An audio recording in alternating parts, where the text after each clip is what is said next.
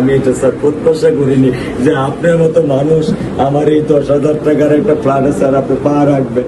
Sir সত্য কথা, আমি যখন ওকে ভ্যানে পাঠাই আমি খুব বল পাই। আমি কালকেও বলে দিছি যে আমি আর ভ্যানে দিব না, তুমি প্রতিদিন ওকে রিস্কায় নিয়ে যাবা, রিস্কায় করে নিয়ে আসবা।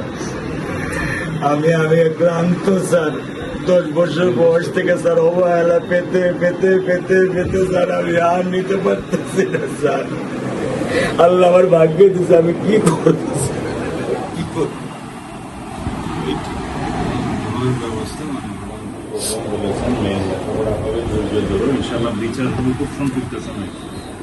ইত্যাদি বেশি বলতে পারবো না, কারণ আদালতের বিষয় তো। আমরা চার্জশিট দেবো ইনশাআল্লাহ এই 24 ঘন্টার মধ্যে। আমি সত্য কথা বলি,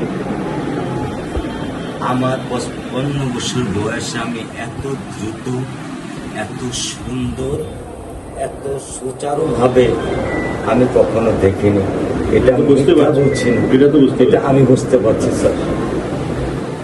এটা প্রধানমন্ত্রী চলে আসছেন, এটা আমার সৌভাগ্য। আমি সত্যিকার ভাবে স্যার আমি বলি, আমি এটা স্যার প্রত্যাশা করিনি যে আপনার মতো মানুষ আমার এই 10,000 টাকার একটা ফ্ল্যাটে স্যার আপনি পা রাখবেন। কিন্তু এই বিশ্বাস ছিল যে আপনি আর 10 জন না, যে মানুষ ট্রাফিক সিগন্যালে দাঁড়িয়ে থাকে, নিয়ম মেনে চলে, সে মানুষকে বুঝতে স্যার আমার এইটুকু বয়সে স্যার যথেষ্ট স্যার।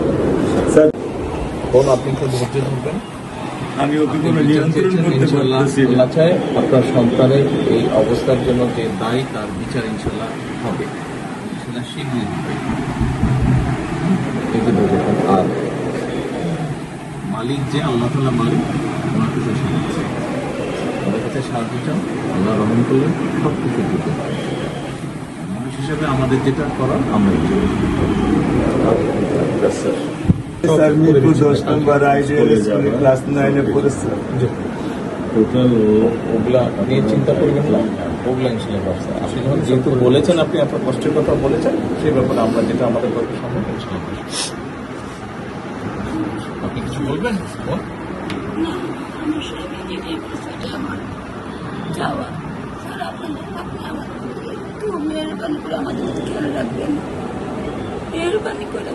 আমরা প্রথমে সবচেয়ে আগে যেটা এই মুহূর্তে আমরা করতে চাই সেটা হচ্ছে যে এই অন্যায়ের সাথে যে জড়িত তার বিচার আমরা আগে করতে চাই, তার বিচারের ব্যবস্থা আমরা আগে করতে চাই, এইটা আমরা আগে প্রথমে করতে চাই।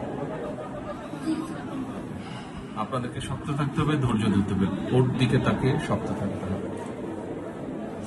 এক সন্তান আল্লাহ নিয়ে গেছে, আরেক সন্তান আপনার কাছে আছে, ওর কথা মনে করে আপনাদেরকে শক্ত থাকতে হবে, ওর দিকে তাকে। ঠিক আছে?